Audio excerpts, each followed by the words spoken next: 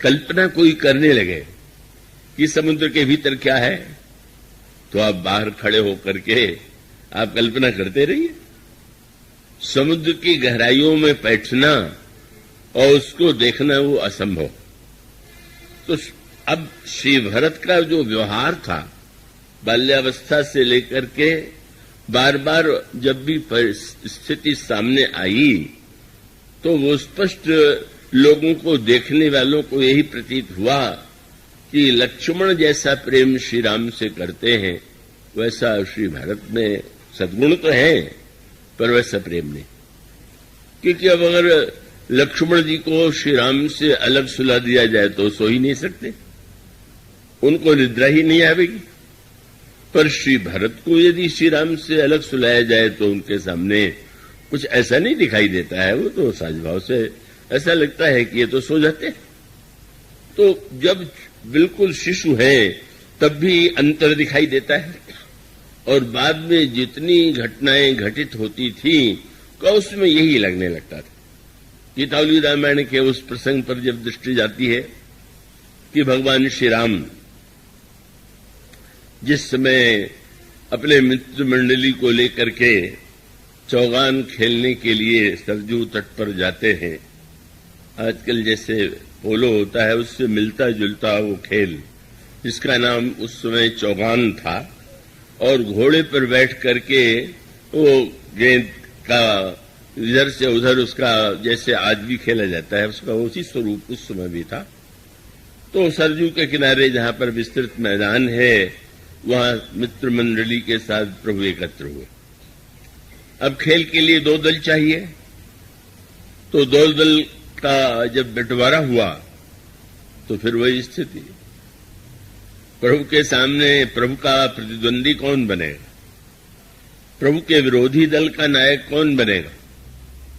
प्रभु ने जब लक्ष्मण की ओर देखा तो लक्ष्मण जी ने यही कहा कि मैं तो आपके साथ खेल में भी ये कल्पना नहीं कर सकता कि अलग होकर खेल सकता हूं। अगर मुझे खेलना है तो आपके साथ, और नहीं तो मैं नहीं खेलूंगा। परिणाम क्या होता है, लोगों को लगा कि लक्ष्मण तो राम के बिना एक क्षण भी उनके लिए रह पाना संभव नहीं। श्री भरत, प्रभु ने श्री भरत की ओर देखा, भरत मेरे विरोधी दल का नायक मैं तुम्हें बनाऊं, तो बिल्कुल स्वीकार कर लिया। तो अब देखने वाला जो घटना को व्यवहार के आधार पर चरित्र का निर्णय करता है उसको तो भ्रम होना स्वाभाविक है।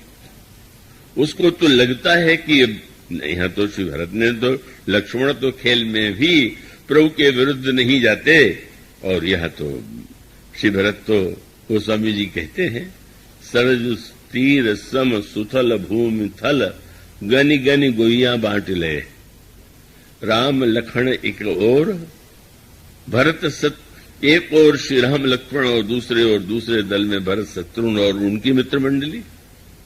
और खेल का परिणाम क्या होता है, अद्भुत खेल का परिणाम यह है कि लोगों को, दर्शकों को दिखाई देता है कि श्री राम पूरे उत्साह से नहीं खेल रहे, और श्री भरत को देख करके लगता था कि वो तो जीतने के लिए पूरे उत्साह से खेल रहे। उसका कारण यह था कि प्रभु की ओर कोई गेंद आती है तो प्रभु जो है का उसके ऊपर प्रहार नहीं करते, धीरे से जिधर की ओर श्री भरत है वो गेंद वो कर देते हैं, प्रेषित कर देते। पर जब श्री भरत की ओर कोई गेंद आती है तो वो तो कस के प्रहार करते हैं, और सीधे वो गेंद जो है उस गोल में, जिसे गोल कहते हैं, प्रविष्ट हो जाती है। तो बार बार एक ही स्थिति दिखाई देती है कि श्री राम जीतने के लिए उतने व्यग्र नहीं है जितना श्री भरत उत्साह से खेल रहे हैं। और उसके पश्चात खेल में जैसा होता है, नारे लगने लगे, एक कहे भई हार रामजू की, एक कहे भैया भरत जय, कि श्री भरत जीत गए, प्रभु श्री राम हार गए। प्रभु ने ये वाक्य सुना तो प्रसन्न होकर के ब्राह्मणों को, अतिथियों को और जो आवश्यकता वाले थे उनको दान दिया। तो एक कहें भई हर रामजू की, एक कहें भैया भरत जय, यह सुन हर्षित भय रामजू, विप्रन बहुविधि दान दे। और उसके बाद दूसरे दिन भी प्रभु ने लक्ष्मण से कहा, तुम्हें मेरे साथ खेलने का फल मिल गया ना, हारना पड़ा, और जब खेलोगे तो यही परिणाम होगा।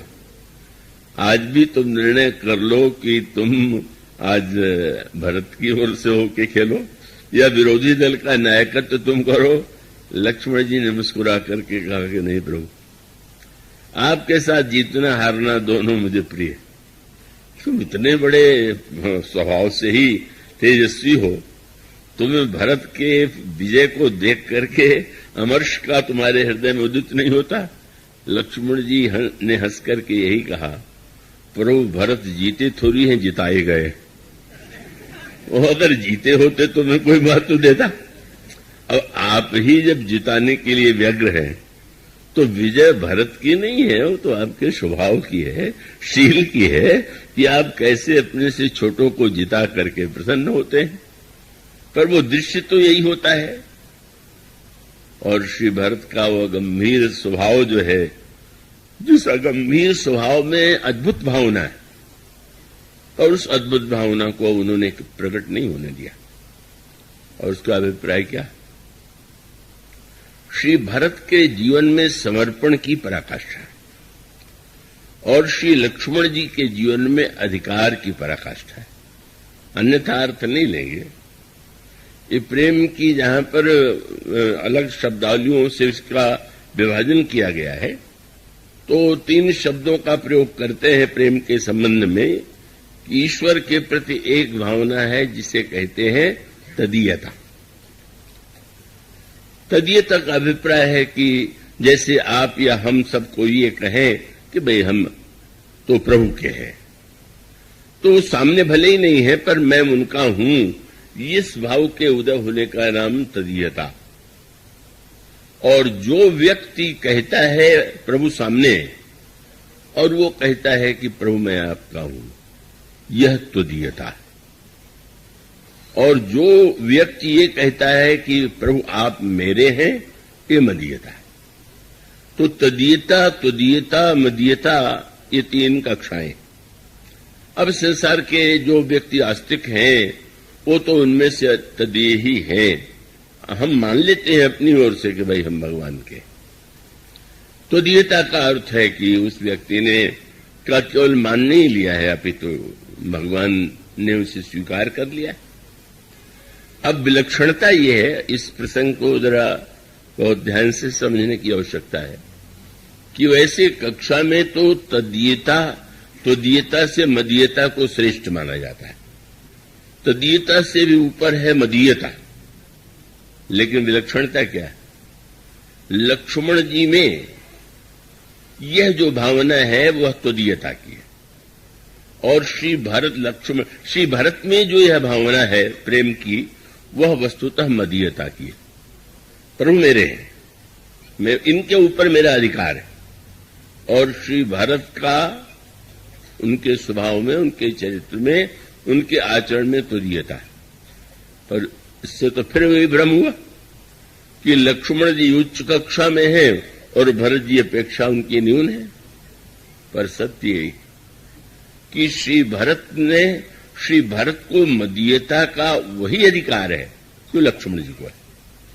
अगर वो श्री राम को अपना कहें और श्री राम पर अपने अधिकार का दावा करें तो कोई आपत्ति नहीं, प्रभु से स्वीकार कर लेते।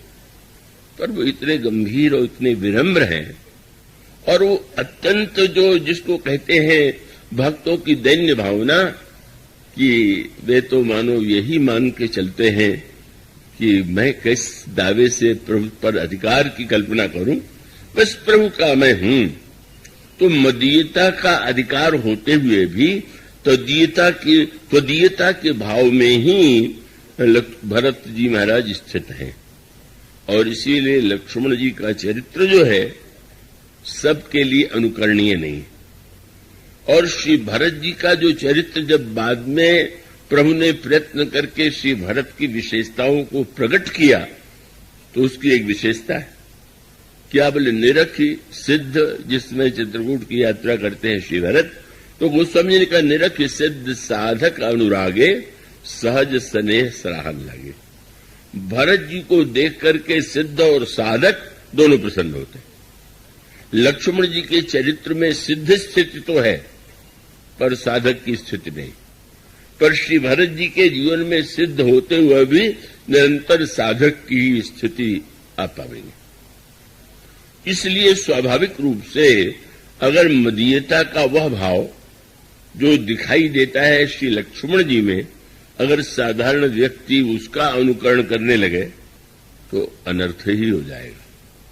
जो वाक्य लक्ष्मण कहते हैं, जो व्यवहार वे करते हैं, का यह उनके मुख से तो शोभा देता है, पर अगर कोई साधक उसका अनुकरण करने लगे तो उसका पतन, उसका विनाश असंभावी।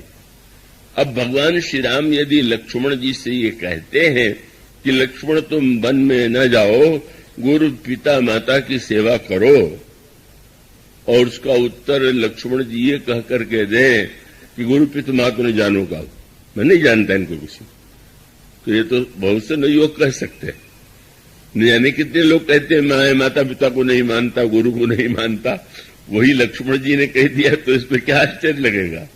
पर आप सोचिए, गुरु पिता माता ने जानो काहू और कहूं सुहाव नाथ पति आहू, मोरे सब एक तुम स्वामी, दीन बंधु उर अंतर जामी। और उसका अभिप्राय है कि लक्ष्मण जी का जो स्वभाव है, उनका व्यवहार जो है, उनकी वाणी जो है, उसको आप वो जिस स्थिति में है उसको सामने रख करके विचार करें तो आपको उस पर कोई दोष नहीं लगेगा। पर वो अनुकरणीय नहीं है, और वो अनुकरणीय की दृष्टि से तो अगर किसी का चरित्र परम अनुकरणीय है तो अंत में श्री भरत जी का ही सिद्ध हुआ। सिद्ध हुआ माने बाद में प्रभु ने जिस मंथन किया तब उनको देख करके जो अनुभूति हुई, जिसके लिए गोस्वामी जी कहते हैं जब श्री भरत तीर्थराज प्रयाग में जाते हैं तो वही खानस बटु गृही उदासी, चाहे ब्रह्मचारी, चाहे बाणप्रस्थ, चाहे गृहस्थ, चाहे सन्यासी, जो देखता है वो भरत जी को देख करके धन्य हो जाता है। क्यों? ब्रह्मचारी को प्रतीत होता है हमारे लिए भरत आदर्श है, गृहस्थ को लगता है कि भरत जी से बढ़कर के आदर्श कोई नहीं होगा, बाणप्रस्थी को लगेगा कि श्री भरत के समान कोई बाणप्रस्थी नहीं, और सन्यासी को लगता है कि भरत जैसा सन्यास किसी के जीवन में नहीं। पर ये सारी बातें संसार के सामने पहले नहीं थी। पहले वो बस यही स्थिति थी कि वो जिस स्थिति में श्री लक्ष्मण हैं वह स्थिति तो सिद्ध स्थिति है, और इसीलिए में एक अंतर है। अब इतने कम समय में इतने विस्तार से तुलना करना तो कठिन है, पर जब श्री भरत की वंदना तुलसीदास जी महाराज ने किया तो भक्त के रूप में किया। प्रणमो प्रथम भरत के चरणा, जासु नेम व्रत जाई न वर्णा, राम चरण पंकज मन जासु, लुबुध मधुपयो तजई न पासु। प्रभु का चरण कमल जो है, श्री भरत का मन भ्रमर मंडराता रहता है, ऐसे भक्त हैं श्री भरत। ऐसा कह करके गोस्वामी जी ने वंदना किया। लेकिन जब लक्ष्मण जी की वंदना करते हैं तो दो रूपों में, भक्त के रूप में भी करते हैं और भगवान के रूप में भी करते हैं। इसलिए आप पढ़ेंगे श्री भरत जी की वंदना के लिए 2 चौपाई, और लक्ष्मण जी की वंदना के लिए 4 चौपाइयां। 4 चौपाइयां इसीलिए हैं कि आप उस पंक्तियों को जब पढ़ें तो क्या आपको पढ़ने को मिलता है। बंदौ लक्ष्मण पद जल जाता, शीतल सुभग भगत सुख दाता। क्या है उनका कार्य? रघुपति की रति, विमल पताका, दंड समान भयउ जस जाका। प्रभु श्री राम भद्र की जो निर्मल कीर्ति है वह पताका है, और लक्ष्मण जी दंड बन करके उस कीर्ति ध्वज को संसार के सामने प्रकट करते। पर यह तो भक्त रूप। फिर 2 चौपाइयों में गोस्वामी जी बता देते हैं कि उनके चरित्र को केवल भक्त रूप में मत देखिए। तब दो चौपाइयों में वो शीर्ष रूप में कहते शेष, सहस्त्र शीर्ष, यह शेष है, वह है जिनके सहस्त्र सिर है और जग कारण। ये शब्द केवल या तो श्री राम जी के लिए है या सीता जी के लिए या लक्ष्मण जी के लिए, कि संसार के ये कारण है। शेष सहस्त्र शीर्ष जग कारण, और जैसे श्री राम के लिए अवतार शब्द का प्रयोग करते हैं, श्री भरत के लक्ष्मण जी के लिए भी कहते हैं, जो अवतरेऊ भूमि भय टारण, जो संसार का भार दूर करने के लिए अवतार जिन्होंने लिया। और तब इन चौपाइयों के द्वारा फिर अंत में जैसे वे भगवान से प्रार्थना करते हैं, भरत जी से प्रार्थना नहीं करते, शत्रुघ्न जी से वो प्रार्थना नहीं करते, फिर वंदना करने के बाद तुरंत चौथी चौपाई में तुरंत कहते हैं, सदा सुसानुकूल रहु मोह पर। हे लक्ष्मण जी महाराज, आप मेरे ऊपर सदा अनुकूल रहिए, कृपा सिंधु सौमित्र गुनाकर। तो मनुष्य का अभिप्राय है कि लक्ष्मण जी का चरित्र जटिल इसलिए है कि उनकी दो भूमिका है, एक भक्त की भूमिका और दो ईश्वरीय भूमिका। पर वो दोनों भूमिका वो उनके दिव्यता के अनुकूल हैं, और वो जब ईश्वरीय भूमिका में बोलते हैं तो उसको न समझ पाने के कारण ही कई लोग उनकी आलोचना करने लग जाते हैं कि बड़े क्रोधी थे, बिना सोचे समझे बोलते थे। पर वो जो कुछ था वो लक्ष्मण जी का सब कुछ प्रत्यक्ष था। तो यह जो श्री भरत की विलक्षणता है कि उनको सुनाने के लिए श्री राम के साथ सुनाना आवश्यक नहीं है, खेल में कब उनका आग्रह नहीं है, क्यों नहीं आग्रह, कितना समर्पण है कि नहीं। अगर प्रभु से पूछा जाए तो कहते हैं कि श्री भरत के समान कोई भाई हुए ही नहीं, और कहते किससे हैं, अनोखी बात, जो बात संसार में कोई बुद्धिमान व्यक्ति नहीं कह सकता। भगवान राम ने चित्रकूट में कहा, लक्ष्मण मैं तुम्हारी शपथ लेता हूं, और पिताजी की भी। और अगला वाक्य क्या था, लखन तुम्हार शपथ पितु आना, सुच सुबंधु नहीं भरत समाना। संसार में पवित्र भरत जैसा भाई नहीं हुआ। अब भाई से ही कह रहे हैं, कितना बुरा लग जाए संसार में कोई और भाई हो, मैं सब कुछ छोड़ के साथ में हूं और कह रहे भरत सबसे अच्छे। लेकिन प्रभु कह सकते हैं और लक्ष्मण उसमें आनंद ले सकते हैं, यही उनकी मानता श्रेष्ठता। पर श्री भरत से जब पूछा जाए कि आपकी दृष्टि में सबसे श्रेष्ठ कौन है, तो यही कहते हैं, क्या धन्य लक्ष्मण बड़ भागी, राम पदार विंदा अनुरागी, कपटी कुटिल मोहि प्रभु चीन्हा, ताते नाथ संग नहीं लीना, लालन जोग लखन लघु लोने, भेन भाई असहाय होने। लक्ष्मण के समान भाई न तो हुआ है और न तो कोई होगा।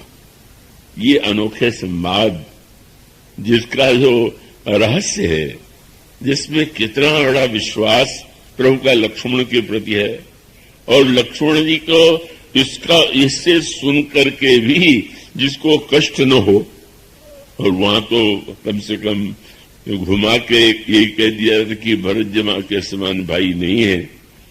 पर जब हनुमान जी से मिले तो आध घंटे के बाद ही हनुमान जी से कहने लगे, कसुनु कपि जन जी मानस ऊना, तय मम प्रिय लक्ष्मण ते दूना। तुम लक्ष्मण से दूने प्यारे हो, अभी अभी आए और वो दूने प्यारे हो गए। अब लक्ष्मण जी के स्थान पर कोई होता तो ये कहता तो फिर इन्हीं के साथ ले लीजिए। हम इस सब कुछ बाल्यावस्था से सब कुछ छोड़ करके, पत्नी परिवार छोड़ करके आपके साथ हैं, और आपने एक क्षण में दूना बना दिया। लेकिन इसमें हनुमान जी की उतनी महिमा नहीं जितनी लक्ष्मण की महिमा। प्रभु लक्ष्मण के सामने ये कह सके तो उसका अभिप्राय ये है कि लक्ष्मण और श्री राम का व्यक्तित्व जो है मिलकर के अभिन्न है। यही है कि दंड और पताका को तो अलग किया नहीं जा सकता। दोनों का बिना डंडा आप ऊपर कैसे गाड़ दीजिए तो उसको कौन महत्व दे, और बहुत बढ़िया झंडा हो और डंडा ही ना हो तो जमीन पर पड़ा रहेगा। तो मानो श्री लक्ष्मण और श्री राम का जो स्वरूप है वो अभिन्न है, ईश्वरीय है, और उसका गौरव अपना अलग है। लेकिन प्रभु का जो अवतार हुआ है वह तो संसार के जीवों के लिए शिक्षा देने के लिए, संदेश देने के लिए। तो इसलिए लक्ष्मण जी का चरित्र इतना विलक्षण है कि वो वंदनीय तो है लेकिन अनुकरणीय नहीं। पर प्रभु जानते हैं कि संसार का कल्याण लक्ष्मण के द्वारा नहीं होगा।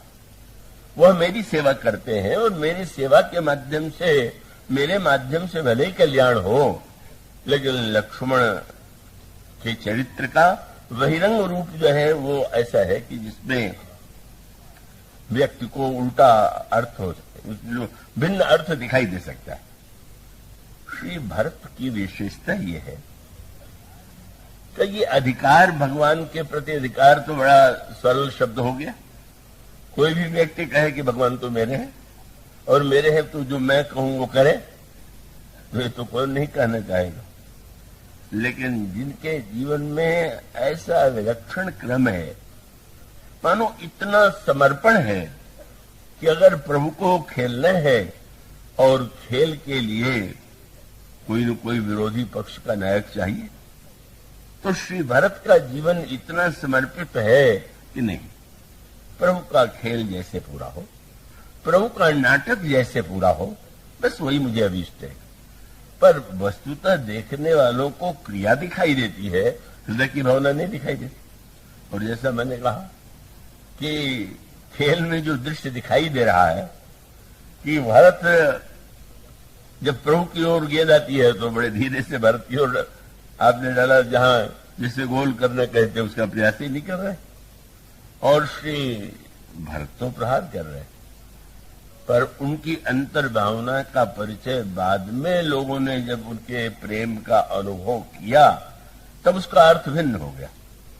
तब क्या लगा कि प्रभु तो गेंद को भरत की ओर भेज करके यह बताना चाहते थे कि भरत की शरण में जाने में ही कल्याण, और श्री भरत गेंद पर प्रहार इसलिए कस के करते थे, बोले जो प्रभु को छोड़ के मेरे पास आए उसको ऐसा कस के पीटना चाहिए कि लौटने का नाम ही नहीं।